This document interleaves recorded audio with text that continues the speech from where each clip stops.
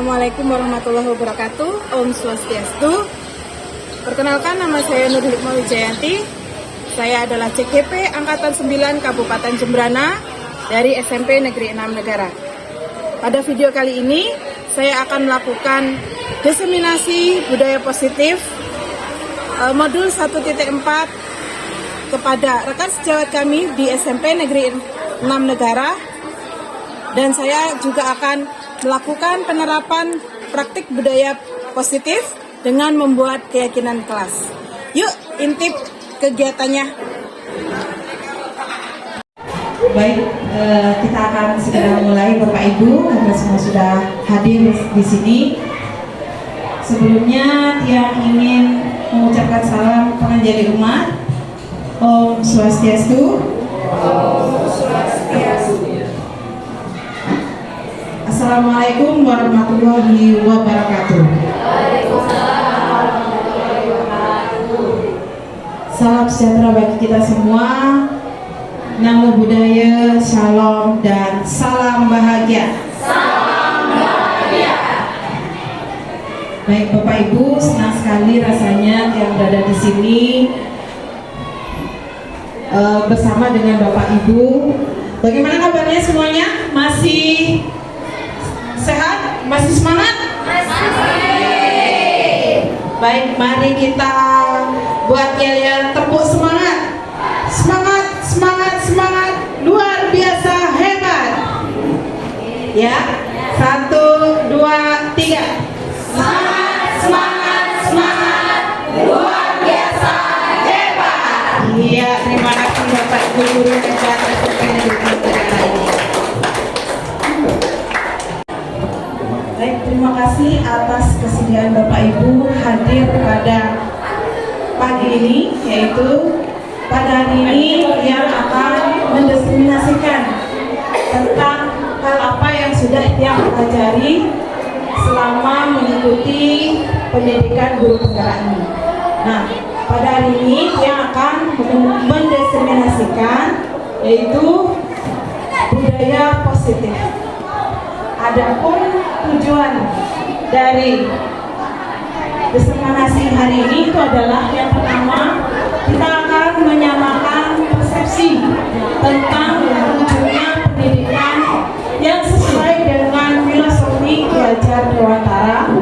Yang kedua yaitu adanya kolaborasi antar seluruh warga sekolah, terutama dalam penerapan budaya positif.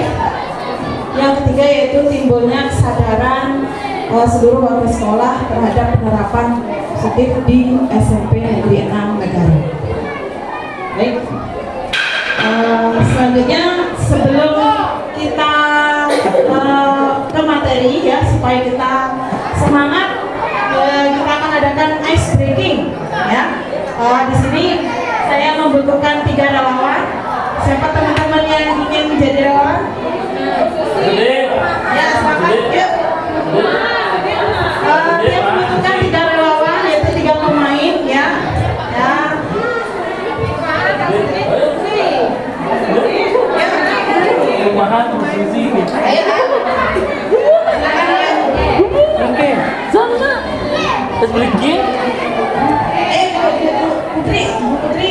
ya sama Desi.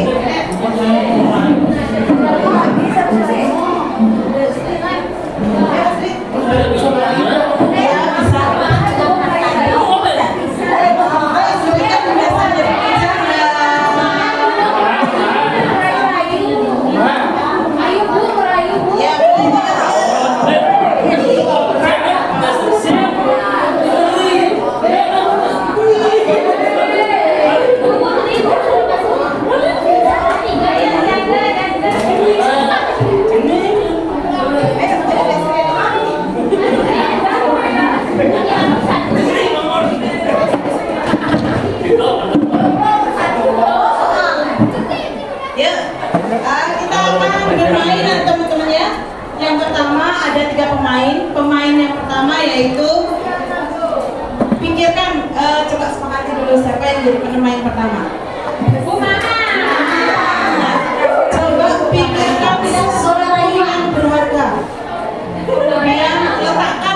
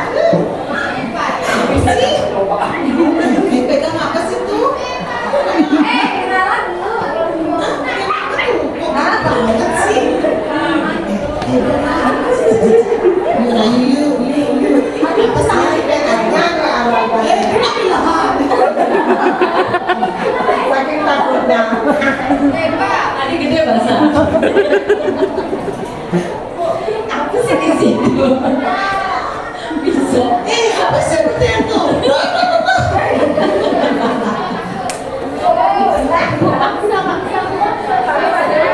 Oh, saya.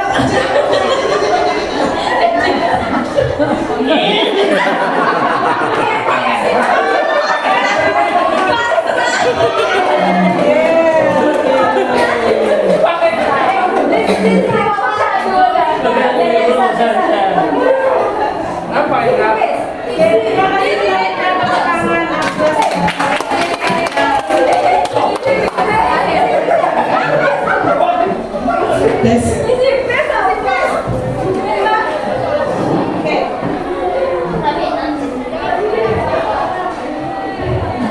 Nah, dari permainan peran yang sudah dilaksanakan tadi ya, siapakah yang bisa membuka kepalan tangan? Pemain satu. Oke, siapakah yang memegang kontrol membuka dan menutup kepalan tangan? Siapa? Pemain satu. Artinya apa teman-teman? Mungkin ada yang bisa menerjemahkan. Gimana Bu? Semua bermula dari diri sendiri. Ya, semula bermula pada diri sendiri. Ya. Jadi kontrol diri kita itu adalah diri kita sendiri. Sama dengan siswa. Ya, bagaimanapun kita memberikan instruksi kepada siswa atau pada murid, yang membuat kontrol itu ya diri mereka sendiri. Oke, tepuk tangan kalian sudah bisa menjawabnya. Berikutnya yaitu, nah, Dr. William Hazer, seorang psikolog pendidikan, mendasarkan miskonsepsi tentang teori kontrol, yaitu yang pertama yaitu ilusi guru mengontrol murid.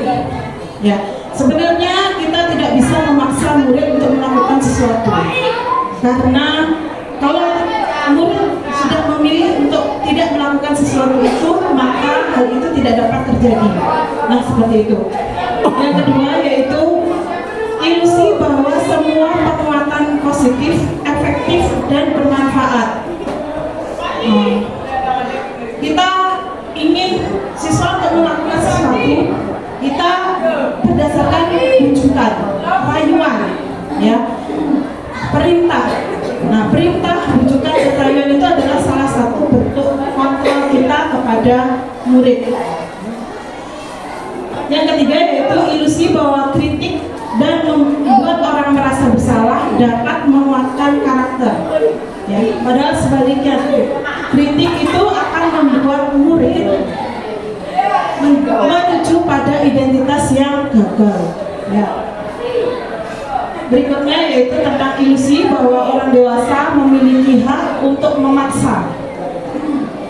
Jadi memaksa itu, kita tahu bahwa pemaksaan itu dapat memunculkan permusuhan. Sehingga di sini bagaimana Bapak Ibu guru memberikan kontrol kepada murid, namun kontrol itu ya tidak serta-merta harus murid yang melaksanakan, ya. Jadi motivasi yang muncul itu adalah harus dari dalam diri murid itu sendiri untuk melakukan kontrol diri mereka sendiri. Intinya seperti itu. Nah, bagaimana seseorang bisa berubah dari paradigma stimulus respon pada pendekatan teori kontrol? Ya. Di sini dikatakan bahwa bila kita ingin membuat kemajuan perlahan, sedikit demi sedikit, yang pertama itu adalah bagaimana kita harus mengubah sikap kita. Kalau tidak bisa, bagaimana kita mengubah sikap kita, maka ubahlah pandangan kita terhadap suatu tujuan tertentu. Nah, seperti itu. Nah, lingkungan yang positif itu dapat menumbuhkan budaya positif.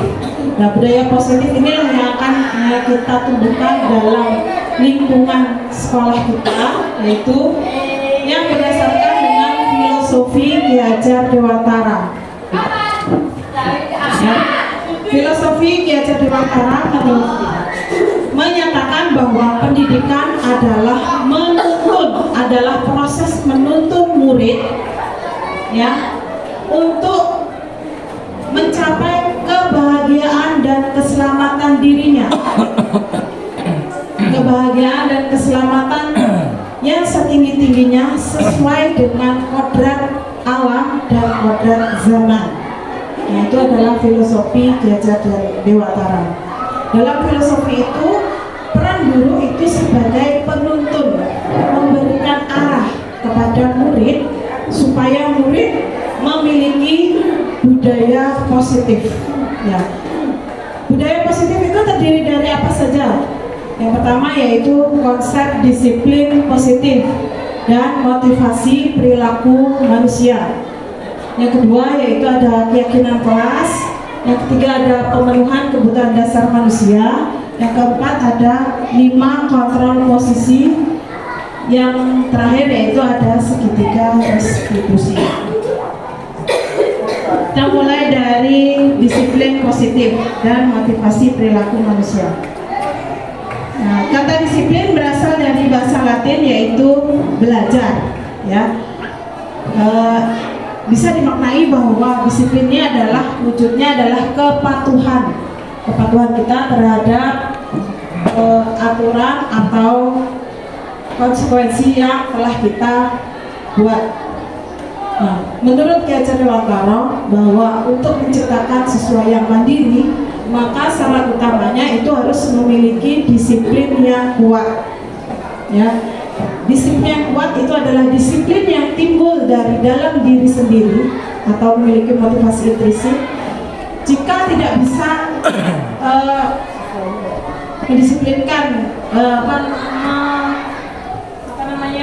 tidak bisa memberi sumber disiplin itu adalah motivasi intrinsik, maka bisa juga dari ekstrinsik atau dari luar untuk mendisiplin. Nah, penanaman disiplin positif itu melalui nilai-nilai kebajikan universal yang tertuang dalam profil pelajar Pancasila. Kita tahu sendiri bahwa profil pelajar Pancasila memiliki elemen, yaitu yang pertama beriman bertakwa kepada Tuhan Yang Maha Esa, kemudian mandiri, kreatif, bergotong royong, berkebinekaan global, dan bernalar kritis. Itu adalah elemen-elemen nilai-nilai kebajikan universal yang perlu ditanamkan kepada murid.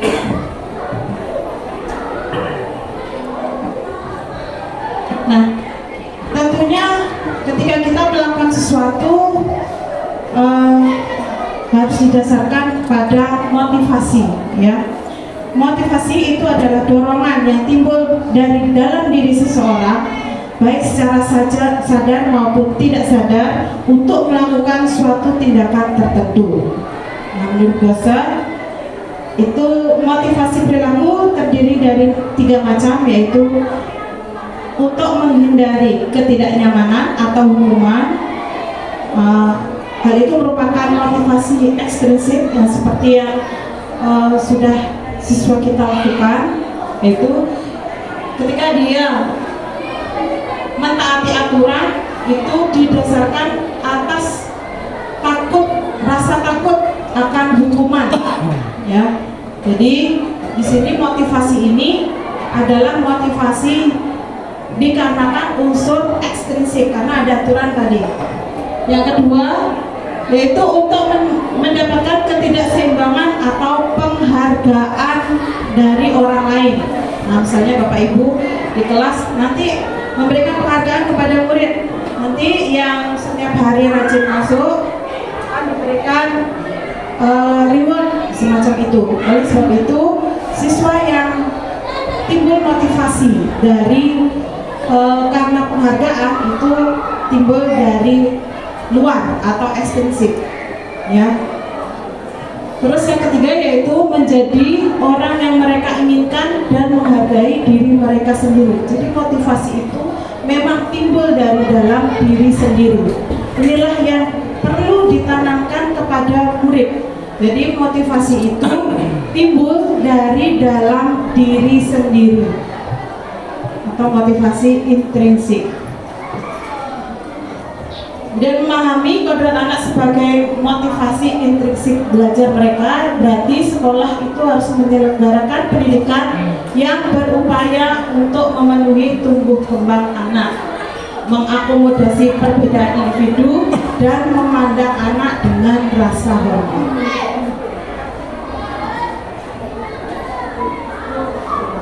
Nah, budaya positif yang kedua bisa dilaksanakan yaitu dengan keyakinan kelas, dengan membuat keyakinan kelas. Nah, keyakinan kelas adalah nilai-nilai kebajikan universal yang telah disepakati bersama. Keyakinan kelas harus berpihak kepada murid dan dirumuskan bersama dengan murid. Nah, Bapak Ibu, kalau dulu ya, kita selalu membuat aturan di dalam kelas ya. Setelah penerapan kurikulum Merdeka ini, kita berangkat dari aturan menjadi keyakinan kelas. Mungkin ada yang tahu mengapa kok tidak peraturan yang dibuat, melainkan keyakinan. Mungkin ada yang tahu berpendapat? Kenapa kok harus keyakinan? Kenapa kok tidak peraturan? Kalau peraturan nanti akan mendapatkan apa kalau melanggar peraturan biasanya? Sanksi, hukuman, ya kan? Kalau keyakinan, kalau seandainya keyakinan itu dilanggar, nanti akan apa? Melanggar kesepakatan. Artinya keyakinan itu termasuk motivasi intrinsik atau ekstrinsik? Karena keyakinan kan berasal dari diri kita sendiri ya. Berarti keyakinan itu adalah berasal dari diri kita sendiri. Kita meyakini nilai itu positif, bisa dikembangkan. Oleh karena itu kita sepakati nilai itu menjadi nilai yang keyakinan yang kita sepakati atau keyakinan kelas. Sedangkan kalau peraturan ya, peraturan berarti dibuat bisa oleh guru, bisa oleh siswa tertentu, siswa aturan. Nah, oleh sebab itu Bapak Ibu, jadi kita beranjak dari motivasi intrinsik sehingga timbullah kesadaran diri dari murid ya, dari murid. Nah, sehingga sekarang itu arahnya tidak peraturan lagi, melainkan keyakinan, karena keyakinan dibangun dari motivasi intrinsik dari siswa itu sendiri. Oke. Keyakinan kelas dibuat secara universal, mencakup berbagai aspek kesepakatan yang sudah berlaku di dalam kelas tersebut. Ya. Yang ketiga adalah keyakinan kelas dibuat dalam bentuk kalimat positif. Ya. Sehingga ketika kita membuat keyakinan kelas, ya Bapak Ibu, tidak boleh ada kata jangan atau tidak, karena keyakinan kelas itu adalah dibuat sebagai kalimat positif. Untuk apa?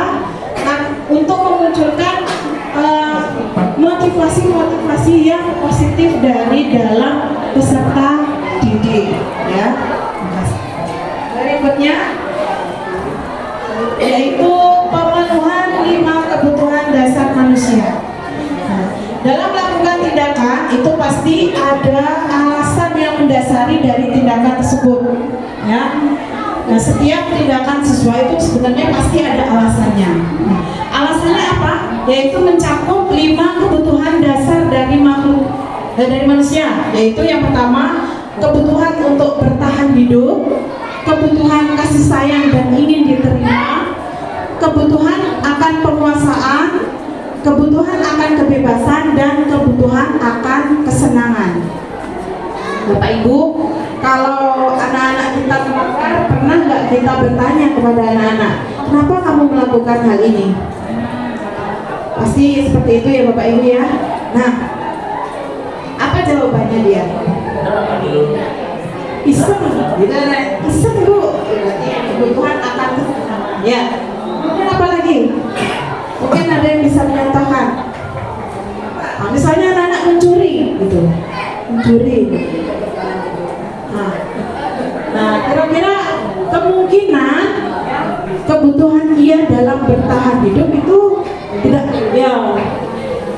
Sebenarnya mungkin orang tuanya sudah memberikan, ya, tapi karena ada tuntutan hidup, ya, tuntutan hidup seperti sekarang ini ya, anak-anak semua harus ada gadget, harus ada kuota, harus ada ini dan ini banyak ya.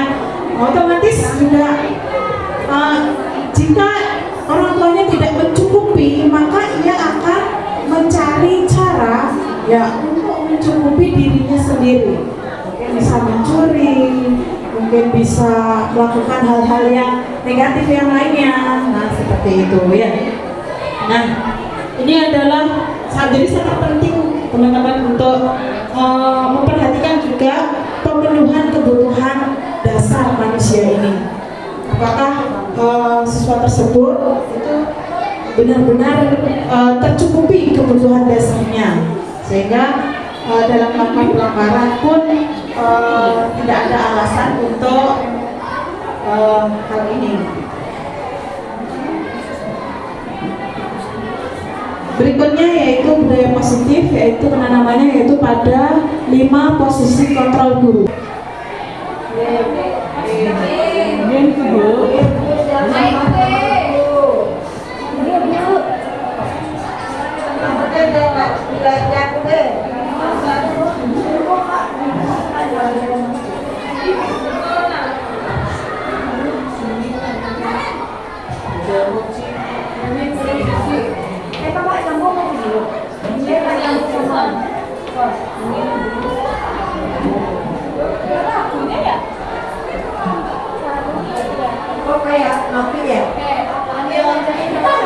Kalau misalnya aku nonton tidak video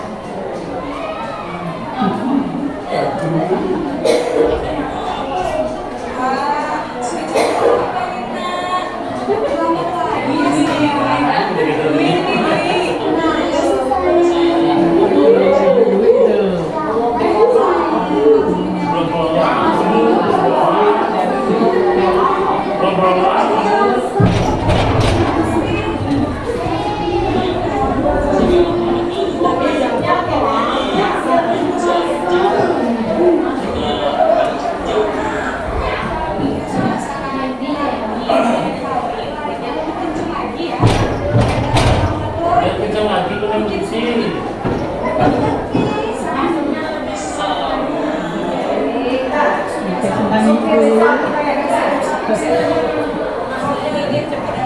sudah kadang ngezak sama tidak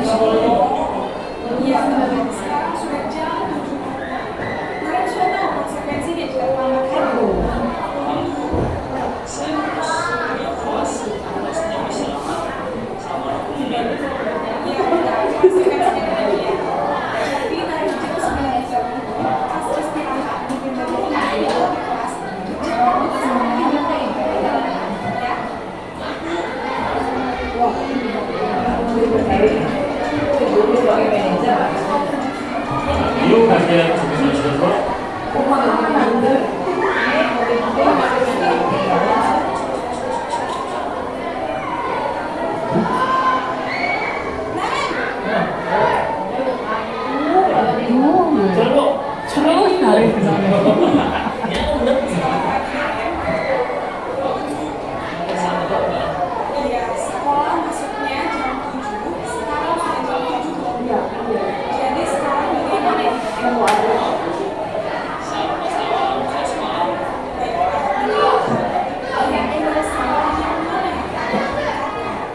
Lupa katanya sebelumnya.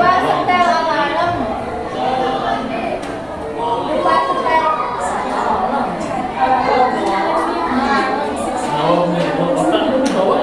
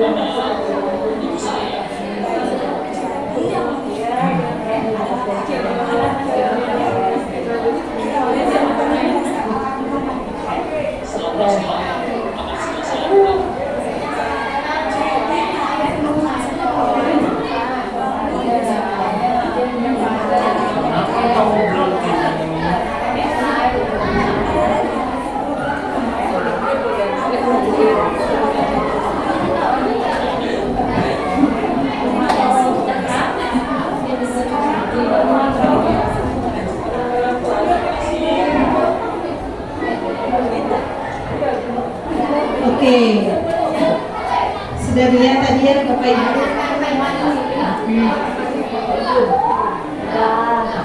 Menurut Bapak Ibu bagaimana tentang 5 posisi kontrol guru tadi? Manakah yang kira-kira lebih baik untuk dilaksanakan?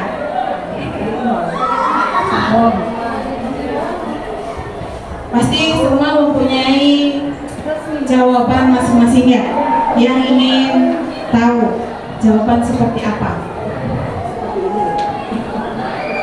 Mungkin Bu Susi.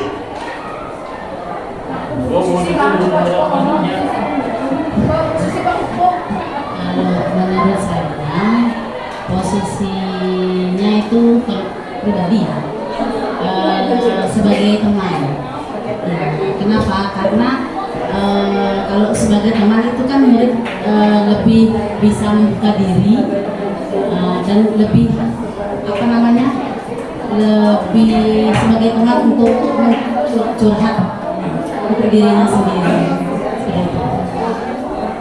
Terima kasih Bu Susi. Ya. Oke. Mungkin ada teman yang lain? Mungkin Bapak Ibu yang lain?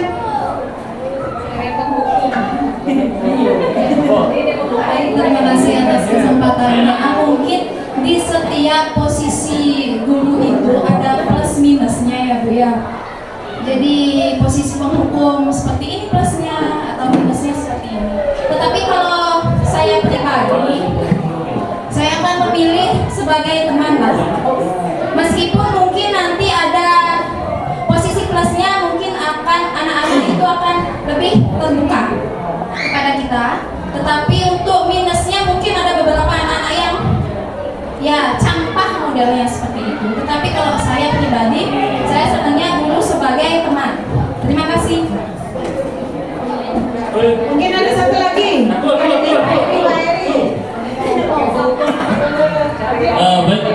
kalau menurut saya sih sebagai teman dan penghukum. Karena di satu sisi kalau kita sebagai teman memang anak itu akan terbuka pada kita, tapi ada seperti tadi kata Kak Bonita itu ada minusnya. Terkadang kalau kita itu sebagai teman, anak-anak itu akan menganggap kita seumuran. Ya, seumuran. Nah, makanya timbullah rasa kurang ajar itu. Nah, ketika kita itu sebagai penghukum, ya, jadi kalau kita konsekuensinya umpamanya, kalau kamu terlambat kamu ngumpulin rongsokan, dan itu untuk kepentingan kelas. Nah, mereka tidak akan aku terlambat, gitu loh. Nah, ada suatu konsekuensi yang memang mereka benar-benar harus patuhi, gitu loh.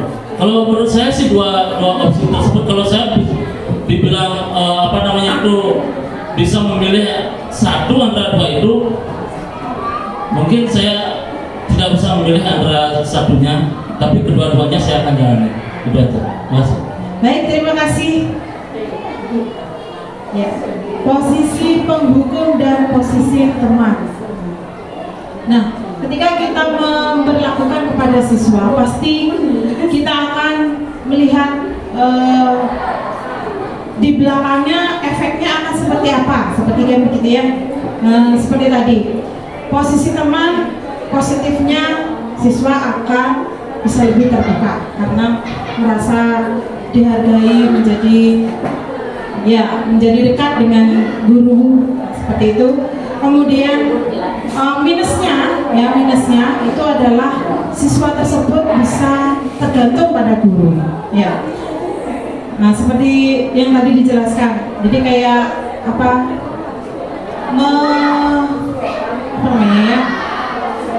tidak kurang menghargai gitu jadinya ya terhadap guru, karena menganggap bahwa guru kita itu sama dengan teman sebayanya, ya. Oke, terus yang kedua yaitu posisi penghukum. Nah, kira-kira Bapak Ibu, apakah efek dari posisi penghukum itu? Dia enggak usuh. Nah, satu sisi mungkin ketika kita tidak terima dengan hukuman yang diberikan, itu siswa tersebut akan mendendam atau merasa tidak dihargai. Nah, jadi ada positif dan negatifnya. Lalu seperti apa seharusnya kita sebagai guru? Idealnya itu seperti apa? Mungkin ada yang ingin berpendapat, Bapak Ibu. Bagaimana dengan? Ya, terima kasih.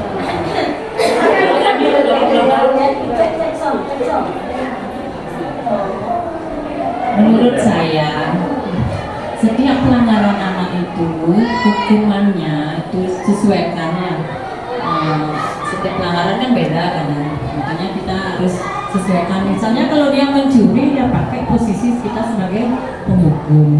Kalau cuma dia sekedar telat gitu ya, kita bisa pakai sebagai teman. Jadi setiap pelanggaran itu sesuaikan. Terima kasih. Terima kasih. Terima kasih Bu Maha. Mungkin dari Ibu Peda. Nah, saya ingin mendengar bagaimana sih sebenarnya kalau seandainya di bimbingan konseling itu posisi kontrol guru itu seperti apa kepada murid? Seperti itu. Terima kasih. Kalau kami dari DK, posisi kami sebagai guru itu sebagai teman, itu yang pertama. Kemudian sebagai pemantau dalam kesehariannya. Kalau sebagai teman kan untuk lebih anak-anak lebih terbuka dengan kita. Apa sih yang menjadi latar belakang dia bisa aturan kenapa dia sering telat. Kemudian sebagai pemantau, setelah kita adakan pendekatan, mungkin kita perlu ada pemantauan dari guru untuk kesehariannya dia seperti apa ada perubahan atau tidak. Nah, seperti itu. Nah, kami di BK tentu saja bekerja sama dengan kesiswaan. Mungkin di sini posisi kesiswaan mungkin sebagai penghukum apa bagaimana? Itu saja dari kami. Terima kasih. Terima kasih. Baik, untuk di posisi sebagai posisi manajer, ya. Alasannya di sini kita terus tahu bagaimana kesalahan atau karakter dari siswa tersebut, makanya yang memilih posisi sebagai manajer. Demikian, terima kasih. Terima kasih, tepuk tangan buat Pak Sudi. Mungkin ada yang ingin memberikan tanggapan lain selain Pak Sudi? Di belakang.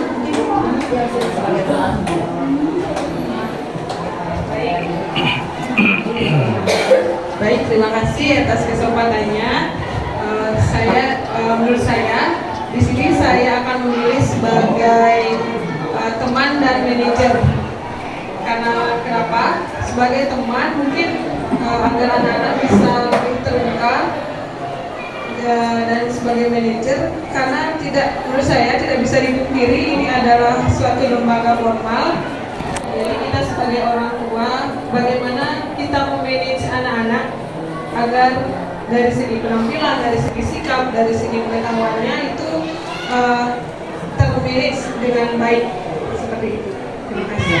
Baik, terima kasih Ibu Dokter.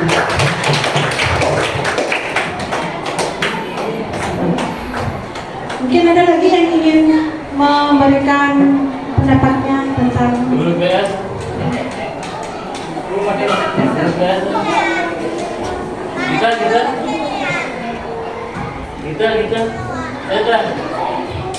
Kita.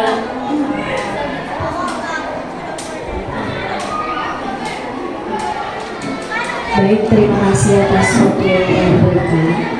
Dari video yang tadi sudah saya tonton, di sini saya ingin menjadi guru sebagai teman dan sebagai manajer. Karena di satu sisi kita harus dekat dengan siswa sebagai teman, dan di satu sisi lain kita juga harus bisa mengatur mereka sebagai manajer agar mereka tetap berada di aturan-aturan sekolah yang benar. Terima kasih. ya, terima kasih kita. Nah, semua pasti memiliki sisi positif dan negatifnya. Nah, sebelumnya apa sih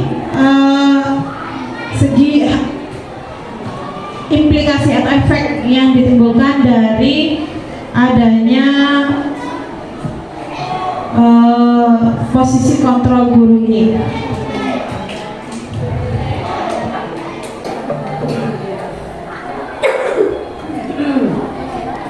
Nah, seperti yang sudah kita diskusikan tadi ya, bahwa seorang penghukum itu menggunakan hukuman fisik, baik fisik maupun verbal untuk menjalankan posisinya ya. Nah, hasilnya ya seperti yang sudah diutarakan oleh Bu Nuh tadi, yaitu kemungkinan anak-anak itu akan menjadi pemarah dan pendendam ya pada gurunya ketika ia tidak diterima atas hukuman yang ia peroleh. Nah, kalau yang kedua, pembuat rasa bersalah ya, benar, murid itu hasil yang akan dicapai yaitu murid akan merasa puas dan akan menjadi murid akan merasa puas dan bersalah karena telah mengecewakan bapak ibu gurunya, sehingga murid akan merasa akan menjadi orang yang gagal. Mungkin bapak ibu sering mendengar kata-kata anak-anak tuh saya saja yang disalahkan, nah seperti itu. Terus salah satu contoh sikap murid itu akan merasa gagal atau merasa tidak mampu untuk membahagiakan orang lain. Kalau posisi teman, ya benar seperti yang sudah dijelaskan oleh teman-teman. Jadi kita akan akrab dengan murid, dampak positifnya dan dampak negatifnya itu murid itu bisa tergantung kepada gurunya. Ya, seperti itu. Berikutnya yaitu yang sudah diutarakan yaitu adalah fungsi pemantau, yaitu murid memahami konsekuensi yang harus dijalankan karena telah melanggar satu peraturan. Namun kadang-kadang kalau dilihat terus, kadang-kadang siswa itu jadi tergantungan dalam hal ini. Kalau dilihat atau diperhatikan oleh guru, dia akan bersikap baik. Sedangkan jika tidak diperhatikan oleh guru, dia akan bersikap tidak baik kembali. Jadi motivasi yang timbul itu tidak secara intrinsik, masih karena orang lain atau masih karena faktor ekstrinsik. Nah, diharapkan di sini ya Bapak Ibu itu memiliki posisi manajer. Nah, manajer itu guru akan mengembalikan tanggung jawab itu kepada murid. Nah, ketika murid melakukan pelanggaran atau melanggar keyakinan yang sudah ia yakini, lalu dikembalikan lagi kepada murid, bagaimana murid tersebut bisa melakukan perbaikan terhadap dirinya, ya, bisa melakukan terhadap dirinya dengan bimbingan oleh guru. Kamu harusnya seperti ini. Ke depan apa yang kamu lakukan, saya akan melakukan seperti ini, sehingga perbaikan itu muncul dari dalam dirinya, seperti yang sudah dicontohkan dalam video tersebut. Kalau kamu sudah memahami pelanggaran yang sudah kamu lakukan, apa yang akan kamu lakukan ke depannya, seperti itu tadi, dengan cara menyetel alarm, dengan cara ini. Jadi murid diminta untuk memperbaiki dirinya sendiri, diminta untuk lebih bersikap bertanggung jawab atas apa yang sudah dilakukan atau diperbuat. Nah, disinilah Bapak Ibu 5 posisi kontrol guru, di mana kita sebagai guru diharapkan mampu melaksanakan posisi manajer dalam menangani permasalahan murid. Nah, berikutnya yaitu dalam budaya positif itu ada segitiga restitusi.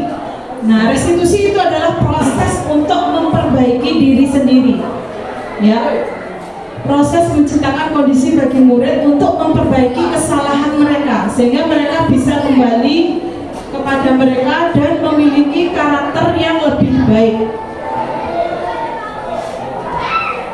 Nah, segitiga restitusi itu ada tiga langkah. Yang pertama itu adalah menstabilkan identitas. Nah, dalam menstabilkan identitas, kita merubah identitas gagal menjadi identitas yang sukses. Contohnya, misalnya tidak ada manusia yang sempurna. Sama seperti murid, kita seorang guru juga pasti pernah melakukan kesalahan. Nah, bagaimana ketika kita sudah melakukan kesalahan, maka kita harus mencari solusi. Apa solusi dari permasalahan yang sudah kita lakukan? Nah, seperti itu. Itu adalah restitusi dalam rangka menstabilkan identitas. Berikutnya yaitu validasi tindakan yang salah. Semua tindakan manusia, baik atau buruk, pasti memiliki maksud. Nah, ketika kita menanyakan alasan, ketika kamu melakukan kesalahan, apa alasannya? Ini adalah proses memvalidasi tindakan yang salah.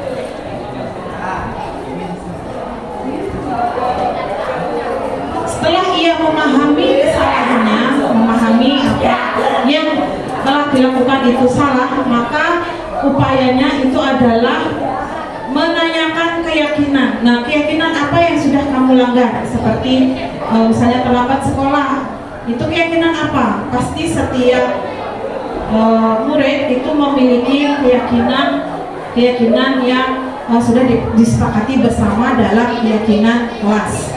Jadi keyakinan apa yang sudah dilanggar? Bagaimana selanjutnya setelah kamu melakukan pelanggaran terhadap keyakinan itu? Solusi apa yang bisa kamu buat, yang kamu buat diri sendiri untuk memperbaiki kondisi atau keadaan? Nah, seperti itu. Nah, itu adalah proses menanyakan keyakinan. Jadi dalam segitiga institusi ada 3 hal. Yang pertama itu adalah menstabilkan identitas, menanyakan keyakinan, dan memvalidasi tindakan yang salah dan menanyakan keyakinan. Nah, setelah dia yakin terhadap nilai-nilai yang ia yakini berupa nilai-nilai kebajikan universal tadi, lalu bagaimana kita bisa menanamkan nilai-nilai tersebut sehingga perilaku siswa itu akan berubah menjadi lebih baik lagi. Nah, seperti itu. Oke Bapak Ibu, sekian saja materi yang ingin sampaikan. Mungkin dari materi yang paparkan ada yang ingin ditanyakan, yang persilahkan.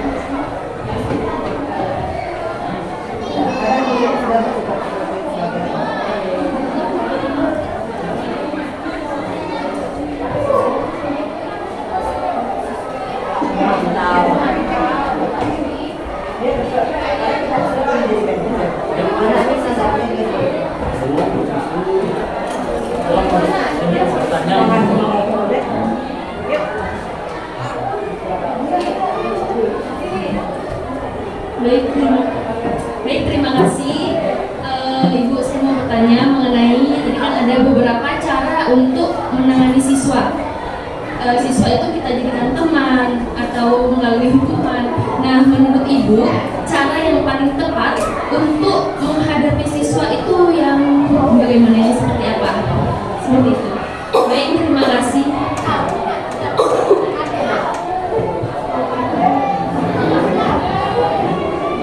Terima kasih atas pertanyaannya, sangat menarik ya.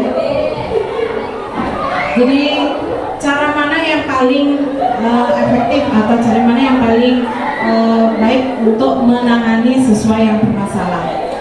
Tadi sudah jelaskan masing-masing kelemahan dan kelemahan segi negatif dan segi positif dari posisi kontrol seorang guru. Maka di sini posisi kontrol yang harus guru jalankan itu adalah sebagai manajer ya, dengan melakukan restitusi kepada murid sehingga murid itu menyadari akan kesalahannya sendiri dan berupaya untuk memperbaiki dari dirinya sendiri. Jadi motivasi yang ditimbulkan adalah motivasi intrinsik dari dalam diri murid tersebut. Nah, seperti itu. Mungkin ada pertanyaan lagi?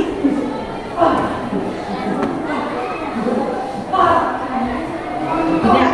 Kalau tidak ada, kita akan refleksikan pembelajaran kita pada pagi ini, ya. Nah, setelah mempelajari materi ini, apa yang Bapak Ibu rasakan dan hal apa yang menarik dari pelajaran ini? Mungkin ada yang ingin memberikan pendapatnya.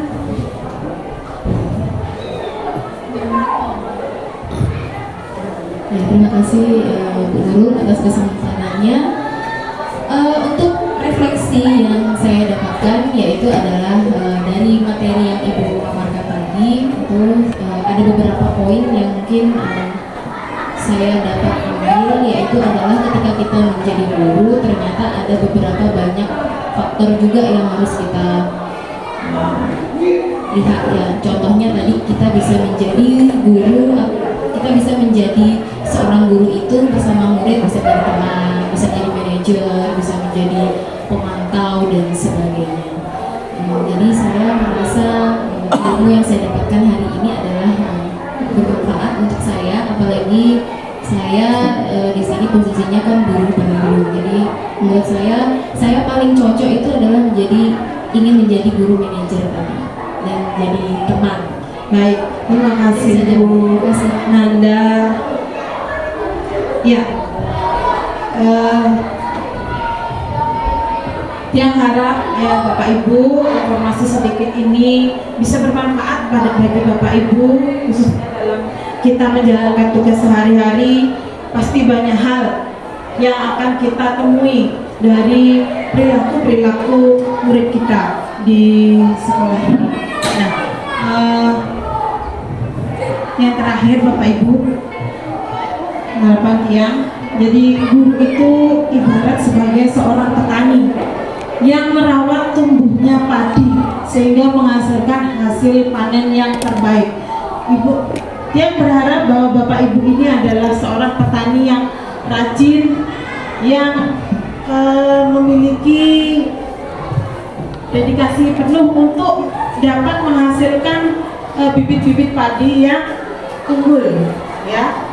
Tentunya dengan kesabaran dan dengan apa istilahnya,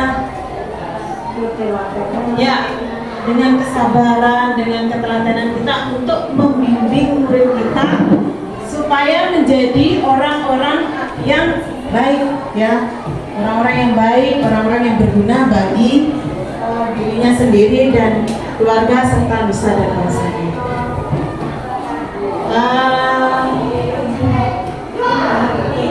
Baik, terima kasih atas partisipasi Bapak Ibu pada siang ini, yang sangat memberikan apresiasi yang luar biasa pada Bapak Ibu bersedia meluangkan waktu untuk saya untuk berbagi sedikit ilmu kepada Bapak Ibu. Semoga ilmu ini akan bermanfaat khususnya untuk diri saya sendiri dan untuk kita semua dan untuk kemajuan SMP Negeri 6 Negara. Diluangkan pada forum kali ini, pada kegiatan kali ini, tiang tutup dengan doa. Karena tadi dibuka dengan doa, maka sekarang juga ditutup dengan doa. Mari kita sejenak menundukkan kepala sesuai dengan agama dan kepercayaan kita masing-masing. Berdoa mulai. Berdoa selesai. Baik, terima kasih atas partisipasinya.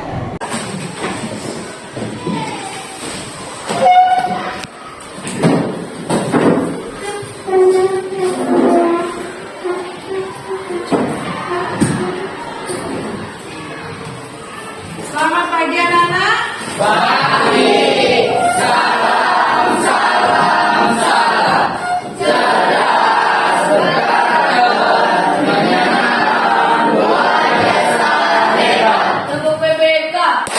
Religius, nasionalis, mandiri, gotong royong, integritas.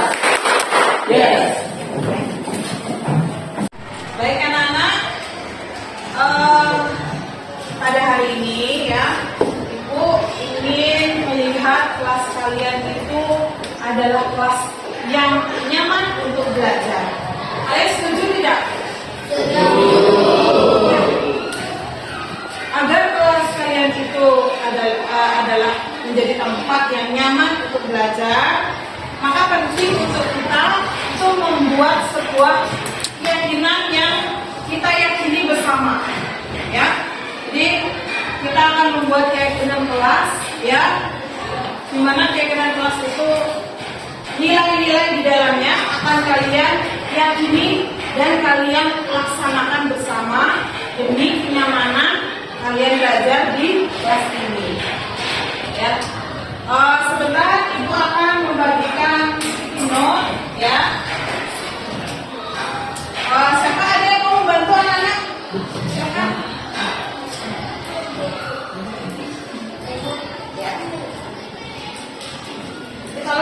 membagikan masing-masing siswa untuk membuat keyakinan kelasnya.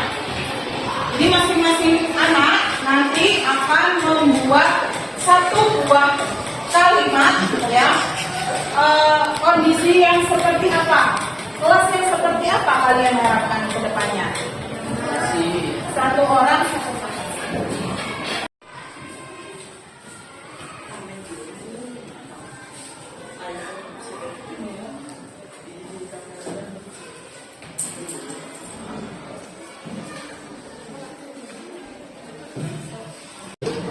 Anak-anak sudah semua mendapatkan sticky note? Sudah. Jadi anak-anak silakan tulis satu buah kalimat, di mana kalimat ini adalah menggambarkan kelas seperti apa yang akan kalian idamkan demi kenyamanan kalian belajar. Yang kedua tuh sikap seperti apa yang kalian inginkan dari anggota seluruh kelas ini supaya kelas kalian nyaman kalian tempati untuk belajar. Satu kalimat saja apa? Saya ingin kelas ini itu seperti apa?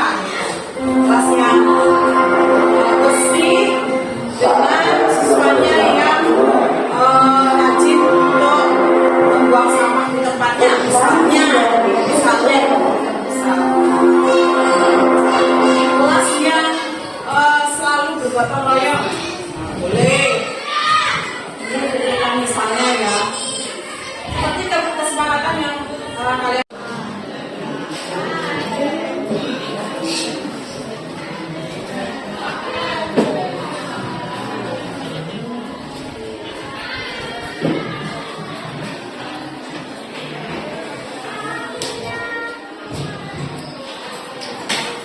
Gimana, sudah selesai anak-anak? Sudah.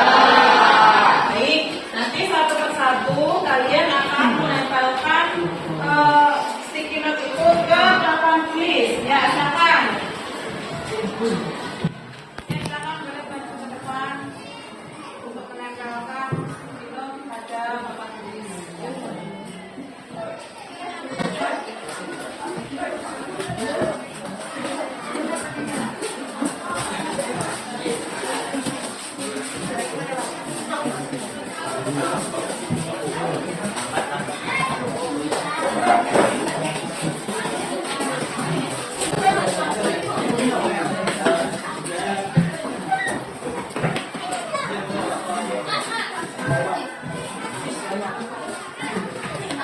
Baik, anak-anak, kalau sudah semua mengumpulkan sticky note, ya, Ibu mau minta tolong dua orang untuk mengelompokkan pernyataan atau kalimat-kalimat ini menjadi kelompok-kelompok yang sama. Pasti di antara kalimat-kalimat ini pasti ada yang sama, ya kan?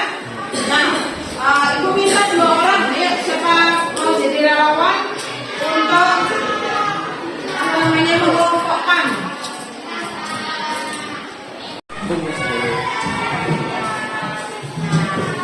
Silahkan kamu kelompokkan, ya.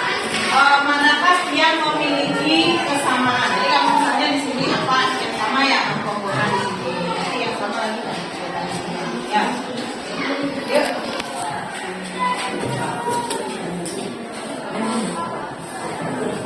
Nah, kan ya, sayang.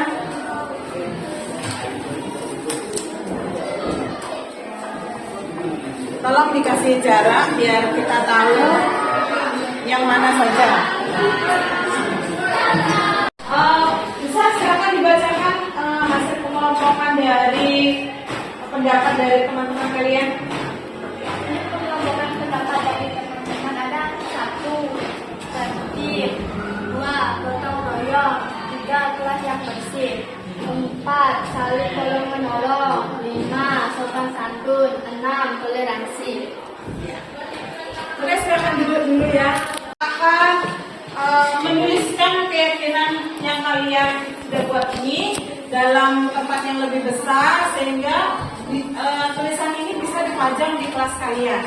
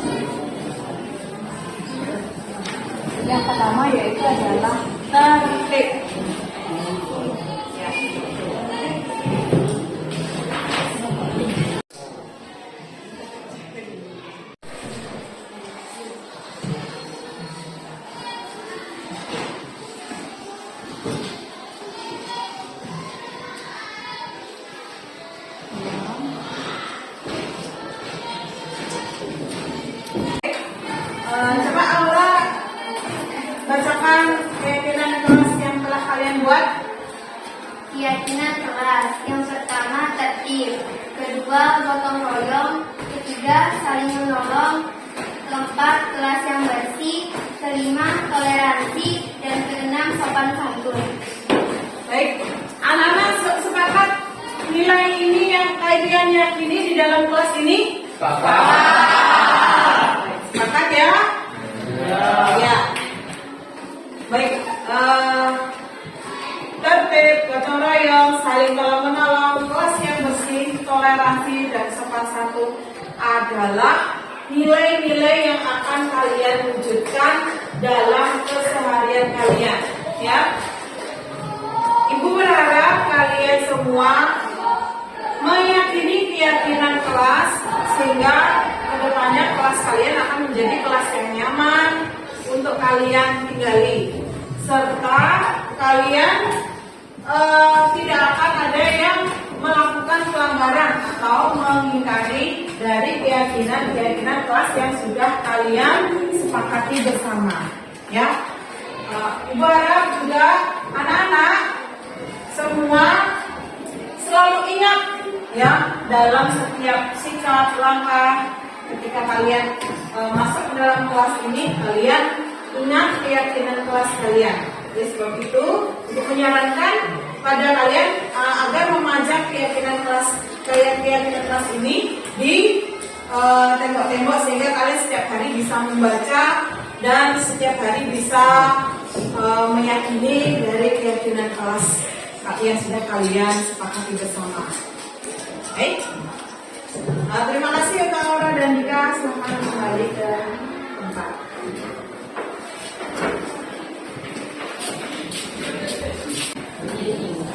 Om Swastiastu, perkenalkan nama saya Niputu Ayu Saskia Mahadewi.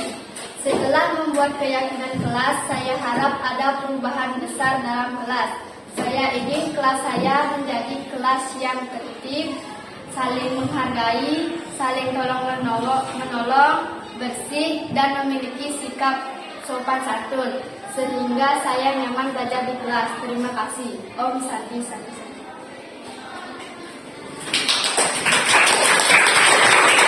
Ayo memilih apa yang kau suka, merdeka belajar wujud yang nyata. Raih mimpimu juga cita-cita. Kelas 8B.